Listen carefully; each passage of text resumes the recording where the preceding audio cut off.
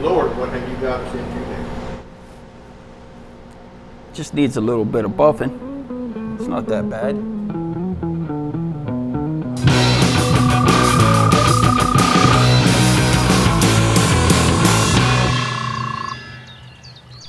What we got here is a 69 Mustang that started life as a coupe. Everybody's asked for this conversion, but you can't find it on the internet nowhere, so I decided one weekend I'd get the saws all out and cut one apart and put one together for you. As you can see, it's in its early stages, but it's getting there. And I have a full documentary of the photos, where to cut the donor car, what fits, the myths about the A-pillars can't be cut and grafted, which is total BS. They can be, and I'll show you where you can cut them, where they are the same as a Fastback. I'll show you where I attached it. We're Ford attached backs above the inner fender wells and all the mounting points. It's all mounted there. The ideal of this is when it's done, you're not supposed to tell that this car was a coupe, but this car started life as a coupe, and it sat in a field for 20 plus years on dirt, full of groundhog feces, gravel, which is a shame because it started life as a GT Windsor 4-speed coupe car. But unfortunately, it's got its new lease on life now, and it'll be a better car. It'll be a Fastback. Hopefully my plans are correct. I'll do a Boss 429 clone, and we'll move on with this one. And then when this one's done, I have a 428 Super Cobra Jet car, which we'll be filming on this site as well. That'd be in upcoming videos. But we'll take a tour around it, and I'll show you what I did and what I still have yet to do, which is still a good bit of work left to do. So we'll start here in the front of the car. As you can see, I started with a very good, rust-free, right down to its original battery box. There's no rust in the towers. There's no rust in the frames. Very good car. It's going to clean up very nice once it's all sandblasted, which that's the next stage. It's at that stage now. We're just waiting for weather permitting. We can get this thing blasted and get it on a rotisserie. Then we're going to come back here to where I grafted the car. This is Benny. On a coupe, this is longer, and this is laid back different. But when you take a windshield out, there is a little square notch right here on the back side where this glass is. If you cut that A-pillar through the middle of that notch and you graft your roof from your Fastback, at that point, this does work out. I had 3 Fastbacks and I took all the measurements and angles from it, and this actually does work. And you do not need to replace the A-pillar, as everybody says. You need to change all this out, and it's unnecessary. So I had a donor car. This roof is actually from a 70 that we cut up. Poor car. It was not repairable. I know people, you all are going to cuss me for cutting up a Fastback, but this, when I say it wasn't repairable, it's not. It was not repairable. I bought the car for the roof, strictly for the roof, and it came with a bunch of, as you can see, it came with brand new sheet metal. So it was a good deal. So what I did is, if you look inside there, where they split apart on the inner fender well, I took all the welds out. I fastened the roof structure into there, welded it all up, welded it all up inside the trunk compartment here. And I did replace, you have to change the B-pillars, which I used Dynacorn parts, and I will show you. These are all that's a Dynacorn B-pillar. Don't mind the sheet metal screws. I still have to weld that up. I had to fit the quarter yesterday to the door, but for the most part, all the parts fit pretty well. You will have to change, obviously, your outer wheel houses. And of course, this car is getting a one-piece floor in it. So we stripped the car to this point so we could sandblast all the inner frames, coat everything with a Pour 15 or whatever we decide to use on that day.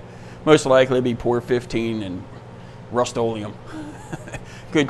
good cheap alternative, Rust-Oleum with hardener in it. Works great. These are Dynacorn doors, and as you can see, they fit well to the car. The lines are good.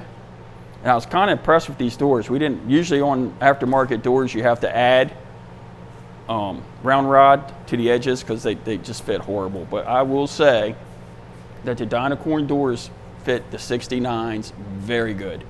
Minimal work.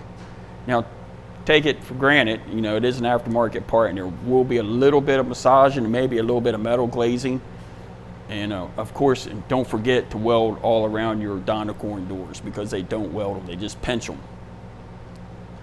The quarters are CJ's brand quarter panels, and I am very pleased with the way they fit the car. It was a little difficult up here getting it over this hump, but that's just the stamping of an aftermarket part. It has nothing to do with the original Ford parts that, you know, we grafted to the car.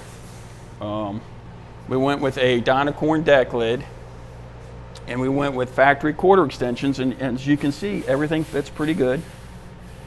Maybe a little bit of massage work here we'll have to do. And then I went with a Dynacorn tail light panel, which I'll move the car forward.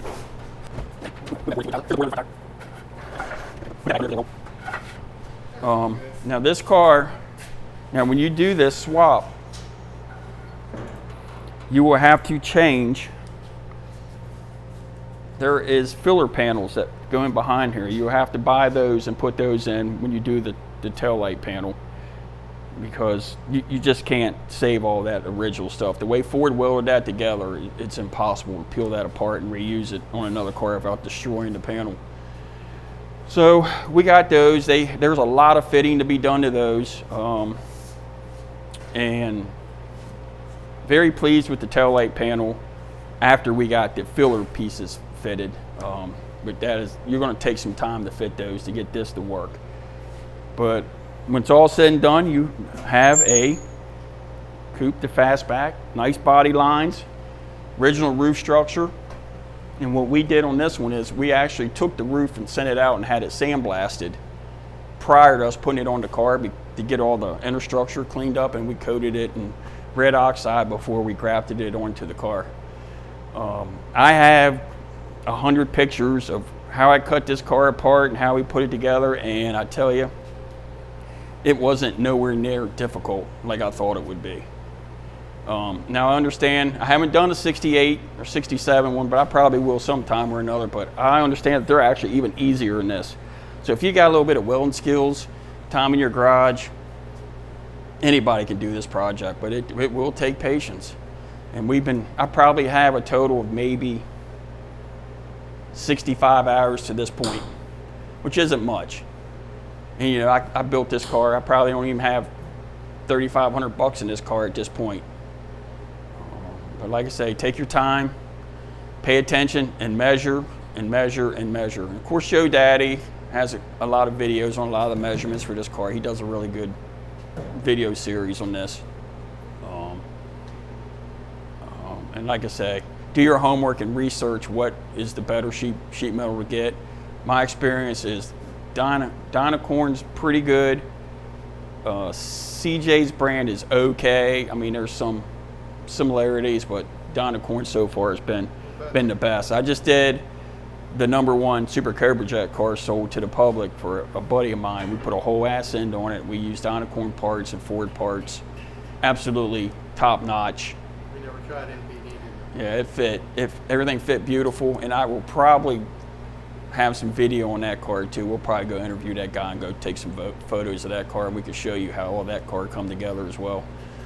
So if you got any questions, you all can email, subscribe. Don't forget to subscribe and like our page, because we're going to do some neat stuff on this page. We have a 62 Falcon, 61 Falcon that we put an S10 frame under, and it totally fit. You cannot tell. It's notched. It's sitting low. It's going to get an LS in it. We've got the Super Cobra Jet car coming. I got a series on my 64.5 that we just did. Finished that up.